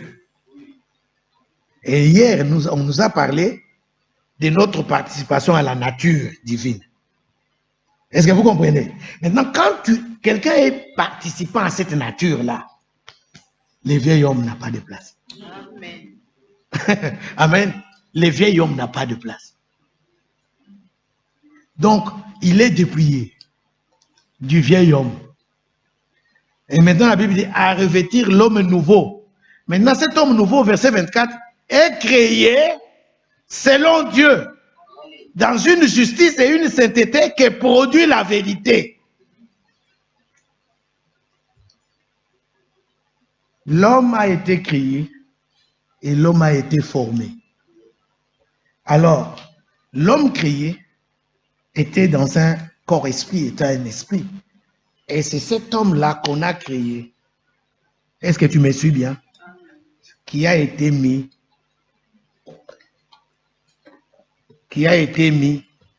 dans la chair. Est-ce que c'est clair? Mais maintenant, écoute. C'est dans cette chair-là que l'homme est tombé. Maintenant, quand cet homme est tombé, on a maintenant pris les chérubins flamboyants. On les a placés au chemin qui menait vers l'arbre de vie. Or, l'arbre de vie que l'homme mangeait donner à l'homme la vie. Pas n'importe laquelle, mais la vie éternelle. Maintenant, Dieu ne voulait pas que l'homme, étant déjà tombé dans le péché, qu'il aille manger encore l'arbre de vie. Parce que là, il aura une vie éternelle, mais étant dans le péché. Il fait quoi? Il met les chérubins pour les lui empêcher. Maintenant, l'homme n'a plus accès. Maintenant, je te pose la question. Comme il n'a plus accès à aller manger l'arbre de vie, a-t-il encore la vie? Hein? Non. Il n'a plus la vie. Qu'est-ce qu'on lui avait dit? Le jour que tu mangeras, tu feras quoi? Tu mourras. Cet homme-là, il n'a plus la vie. Il ne peut plus encore manger à l'arbre de vie pour avoir la vie. Et puis, on lui a dit, le jour que tu vas manger l'autre arbre là, de la connaissance du bien et du mal, c'est là que tu mourras. Et nous tous, nous sommes d'accord qu'il est mort le même jour. C'est ça, n'est-ce pas? Mais parce qu'il a la mort en lui et qu'il est mort, il ne peut plus maintenant avoir la vie parce que le chemin qui mène vers la vie est barricadé. Parce qu'il ne peut plus manger encore la vie, l'arbre de vie. Oh, l'arbre de vie là. Mais c'était un homme. Est-ce qu'on peut dire amen? C'était un homme, non? Alors tu ne peux pas avoir l'accès. Quel est cet arbre-là tu manges qui a la vie? Si ce n'est la vie elle-même. Oh, la vie là, c'est un homme, non? Alléluia. Alors maintenant, regardez, tu ne peux pas avoir accès. Voilà pourquoi il fallait qu'il y ait l'œuvre de la croix. Parce que par l'œuvre de la croix, le chemin qui était barricadé là, il fallait qu'un lui donne sa tête et qu'on frappe pour que le chemin s'ouvre. Pour que toi et moi pouvions encore une fois de plus avoir accès à l'arbre de la vie. Pour avoir cette vie-là. C'est pourquoi la Bible dit, nous l'avions considéré comme étant puni, abandonné de Dieu. Il a été frappé. Amen. À cause de quoi? Il a été blessé. À cause de quoi? De nos souffrances. À cause de nos péchés. Et il était écrit, épée frappe les bergers afin que les brebis se dispersent. Lui a été frappé. Et alors, c'est comme ça que maintenant le chemin qui mène vers l'arbre de vie est ouvert. Et le chemin qui menait vers le sanctuaire, amen, le lieu saint des saints est ouvert. Il a inauguré une autre voie au travers du voile, c'est-à-dire de sa chair. Et maintenant, nous, on a une libre entrée dans le sanctuaire. Le chemin qui mène vers l'arbre de vie est ouvert parce que lui a été frappé. Tu as maintenant accès à manger maintenant cet arbre-là. Et une chose, c'est que ça donne la vie.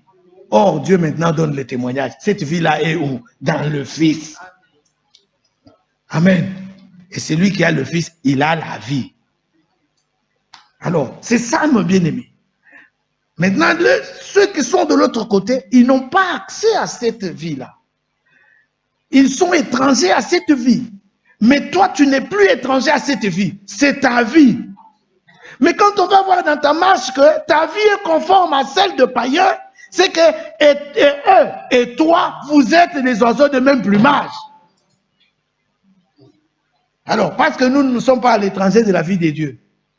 Nous sommes comparés à des poissons dans l'eau. Le milieu où le poisson se sent à l'aise, c'est dans l'eau. Sa vie se passe dedans. Lui, il est fait pour vivre comme ça. Mais le jour où tu enlèves le poisson dans l'eau, tu mets ce poisson dans le sable, où il n'y a pas de l'eau, il va mourir. Est-ce que tu comprends bien? Qu'est-ce que je veux dire par là? Si toi, qui as été délivré, racheté, si toi, qui as été amené, donc à être participant à la vie de Dieu, à la nature divine, toi qui as été amené à la connaissance de la vie de Dieu, et toi qui as reçu au moyen de cette connaissance tout ce qui est nécessaire pour cette vie, si maintenant on te voit, on te prend, on te retourne encore dans le monde, tu es comme un poisson qu'on a enlevé dans l'eau et que l'on a mis sur les sables. Là, vous allez voir le poisson qui fait comme ça. Il n'y a pas de l'eau. C'est toujours comme ça. Il saute, il se plie en morceaux. Tout d'un coup, là, c'est tout. Il meurt. Nous, si on nous amène encore là-bas, nous allons mourir. Dites Amen. Amen. Et quand on les amène chez nous, alors ils nous disent, vous avez sauté la vie. Ça, ce n'est pas la vie. Donc, c'est comme ça que vous êtes. Ça, ce n'est pas la vie. Vous n'avez pas la vie. Bien aimé, à certains, nous exhalons l'odeur de la vie. Mais à d'autres, c'est l'odeur de la mort. Est-ce que vous avez compris? Ce que toi, tu appelles la vie, là, eux appellent la mort. Ma soeur, nous sommes appelés à être participants à la nature divine. C'est-à-dire la nature des dieux. Pourquoi? Parce que nous sommes des dieux. Amen. Amen. Nous sommes des dieux. Et alors, notre vie n'a plus rien à faire avec ce que nous voyons. Et ils sont étrangers à cette vie ici. Mais nous, tout ce qui contribue à cette vie-là, sa divine puissance nous a donné. C'est pourquoi nous sommes en train de mener cette vie nouvelle. Vous voyez la différence entre nous et les autres. Et tout ça, c'est quoi? C'est le bénéfice de la croix. Amen. Alléluia. Est-ce que vous avez compris cela? Voilà maintenant la ligne, la vie. C'est pourquoi on vous dit, autrefois, vous étiez ténèbres. Autrefois, vous marchiez. Autrefois. Ça, c'est déjà le passé. Mais nous avions connu une délivrance. Et nous sommes maintenant devenus ce que nous sommes par la grâce de Dieu. Alléluia. Alors, qui dira qu'il a reçu la grâce? Aussi longtemps qu'on le verra mener la même vie de ceux qui sont païens, qui ne connaissent pas Dieu. Ça, c'est quelle grâce? Oh non, Dieu est un Dieu de grâce. Hein? Mais, on te pose la question, est-ce qu'il t'a fait cette grâce? Tu dis, oh, j'aime la grâce. Il m'a fait grâce. Mais la grâce est un enseignant. Elle t'enseigne à renoncer. As-tu renoncé? Paul dit, tout ce qui était pour moi comme gain, j'ai regardé cela comme de la boue. À cause de quoi? De l'excellence de quoi? De la connaissance. Mais c'est de cette connaissance que nous parlons, qui est selon la piété. Plus tu excelles dans cette connaissance, tu vas voir tout ce qui était comme gain, tu regardes comme la boue. Alléluia. Ça n'a plus de valeur.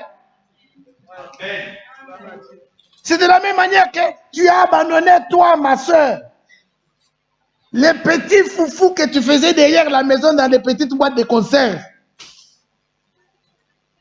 Quand l'homme est venu te prendre en mariage, tu ne feras plus les petits foufous là.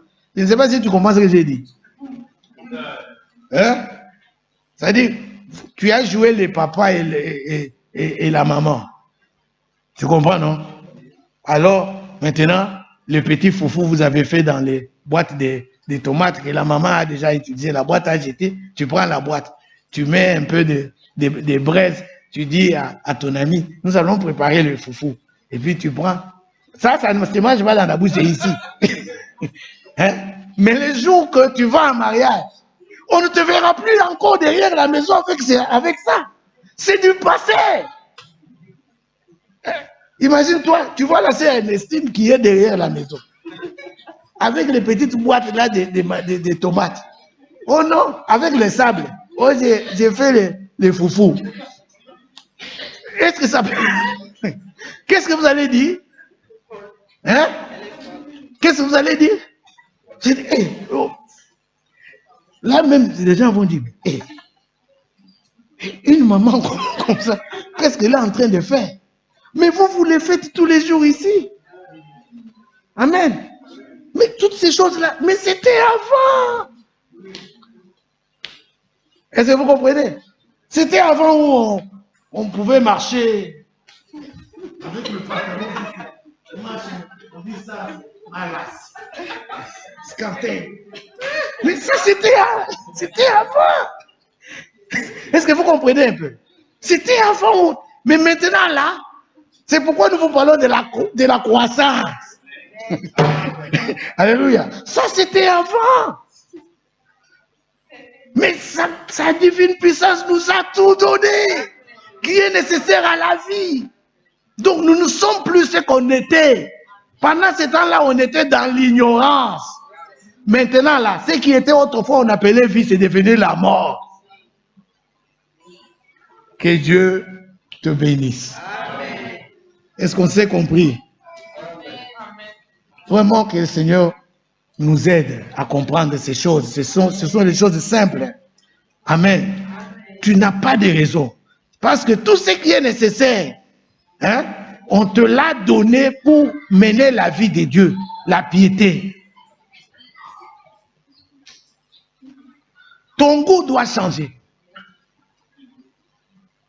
Ne demande pas à ton mari de faire quelque chose qui n'est plus dans le goût de la parole. Ne demande pas à ta femme de faire quelque chose qui n'est plus dans le goût de la parole. Tout dépend de ce que toi, tu es, de quel niveau tu es, à quel niveau tu es arrivé. Que Dieu nous aide. Nous sommes devenus participants à la nature divine. Est-ce qu'on peut encore dire Amen? Alors mettez-nous debout, nous allons prier le Seigneur. Nous voulons prier le Seigneur. Bien-aimés, que chacun de nous se recommande à la grâce de Dieu. Pendant qu'il nous parle là, toi-même tu vois ce que tu es. Ce que tu es devenu. Les autres sont dans l'ignorance. Mais toi, tu n'es pas dans l'ignorance. Parce que tu as été appelé à la connaissance du Fils de Dieu. Au moyen de cette connaissance, tout ce qui est nécessaire à la vie de Dieu, on te l'a donné. Voilà la connaissance que nous ici à Bonne, nous voulons. Cette connaissance-là, qui n'enfle pas, mais qui donne le nécessaire pour mener la vie de Dieu. On voit les hommes et les femmes qui marchent donc dans la piété. Amen. Qui expérimentent le mystère de la piété. Pas le mystère de l'iniquité.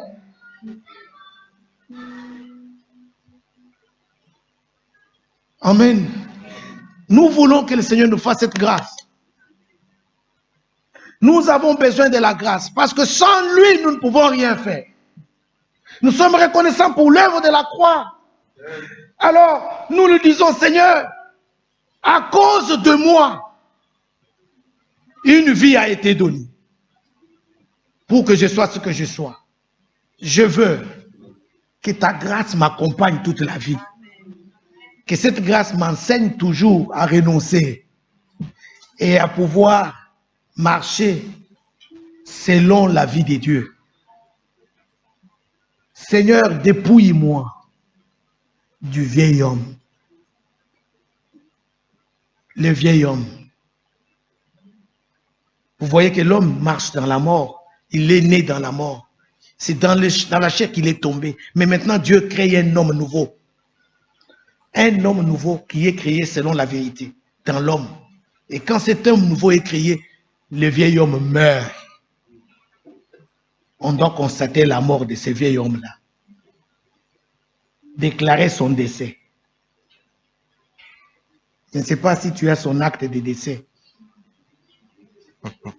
Chacun doit avoir l'acte de décès du vieil homme. Et il doit nous le montrer. Voilà l'acte du décès. Mort. Tu dis, mais toi, non. Regarde l'acte de décès. Mort déjà. On ne l'améliore pas. Mais il doit mourir. Et toi, tu dois avoir l'acte de décès. C'est-à-dire le témoignage. Tu dois avoir le témoignage que vraiment l'homme là est mort. Et maintenant, c'est l'homme nouveau qui doit être en toi. Et tout ça, ça montre que tu participes à la nature divine. Demandons-lui cela. Seigneur, nous voulons être dépouillés du vieil homme, voir l'homme nouveau en nous. Et cela n'est possible que par ta grâce. Et comble-nous de ta grâce. Qu'elle nous soit multipliée. Que cette grâce nous soit multipliée.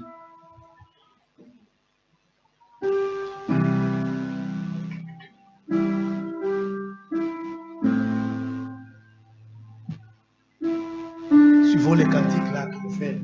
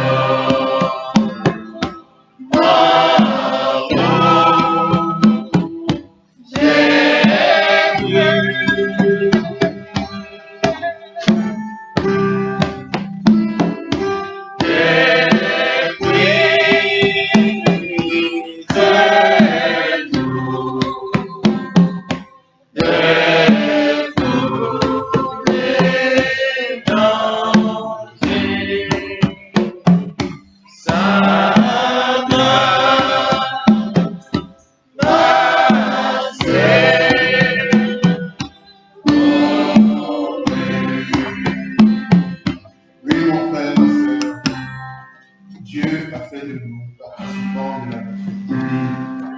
Nous l'avons écouté, il est nécessaire que la mort du démon soit constatée de chacun de nous avant même que le monde nous constate, qu'il puisse aussi avoir fait ce constat dans sa vie et vivre réellement dans nos vies. Les paroles que nous avons écoutées sont esprit et vie. Dans la parole se trouve toute la puissance. Dans la parole se trouve la capacité de mêler la vie de Dieu. Nous allons aider nous voir et le Seigneur. Et lui-même, encore aujourd'hui, nous visite, nous saisit, nous touche, afin que notre vie soit complètement changée. Qu'il nous donne la vie qui est conforme à sa parole, qu'il nous donne la vie de piété, qu'il nous donne de faire toutes les expériences du salut. Prions le Seigneur. Dieu notre Père, Seigneur Jésus, merci encore alors qu'aujourd'hui, nous avons écouté tes paroles, tu nous as parlé du haut des cieux. Seigneur, je te prie que réellement cette grâce qui nous a, ô Dieu, tiré des ténèbres, tiré de la boue de ce monde, Seigneur, qu'elle puisse nous enseigner, que nous soyons attentifs à son enseignement et que, Père, la vie de piété soit constatée en chacun de nous. Seigneur, je te prie, donne-moi, ô Dieu, la vie selon ta parole, que réellement, ô Dieu, le vieil homme, Seigneur, sa mort soit entièrement constatée.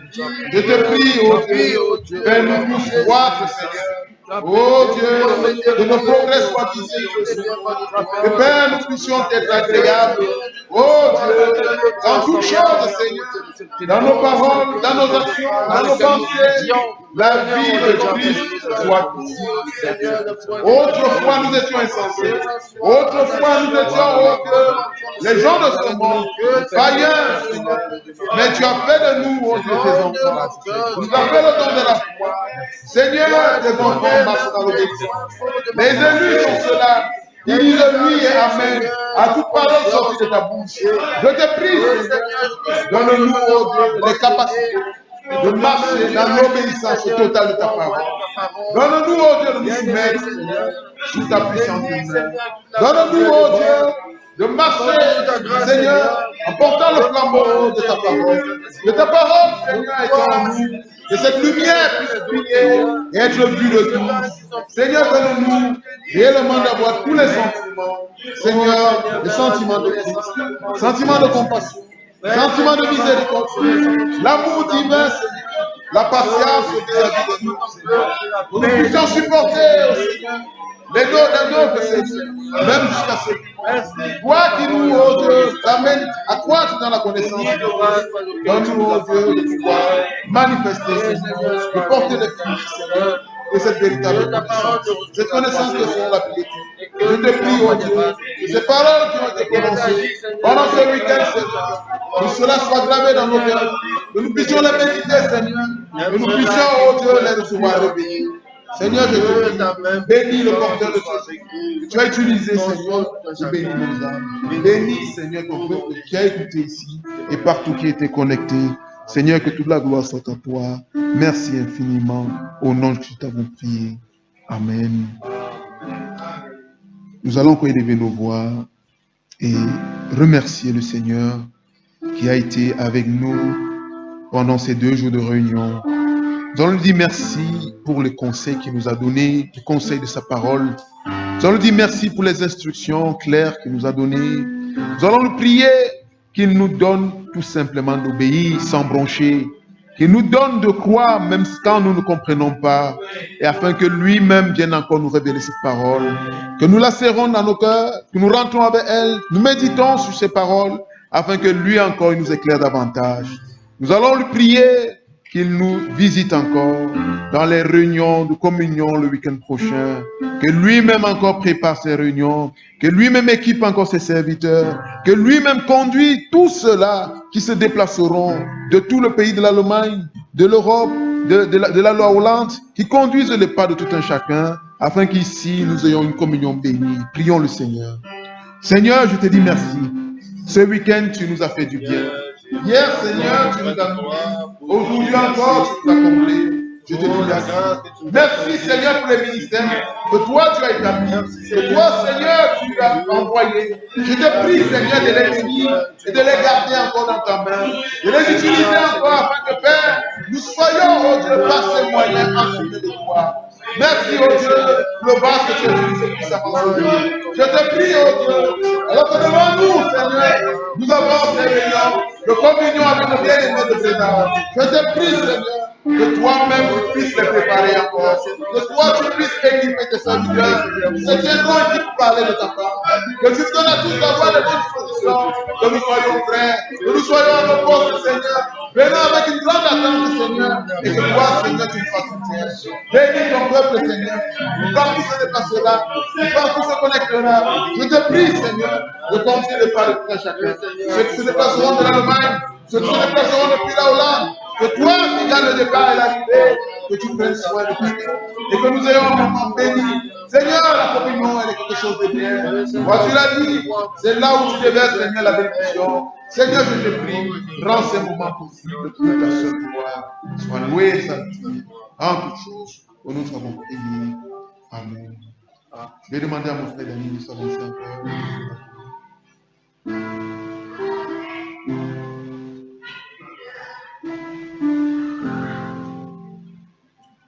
Bien-aimé Seigneur, réellement, comme nous venons de prier, nous sommes reconnaissants. Nous sommes reconnaissants pour ce week-end. Seigneur mon Dieu, tu nous as réellement fait grâce. Et chaque jour qui passe, nous voyons comment tu multiplies ta grâce dans nos vies. Parle-moi de ta parole au travers des dons que toi tu as fait à ton Église. Seigneur mon Dieu, tu nous accordes de croître dans la connaissance de qui tu es. Et cette connaissance produit en nous la vie selon la piété. Par là, nous sommes rendus participants de ta nature. Et c'est cette nature qui sera enlevée dans la gloire. Ô Dieu fidèle, que ton plan est merveilleux. Et nous nous réjouissons et nous sommes reconnaissants de ce que, Seigneur, toi, tu nous as connus.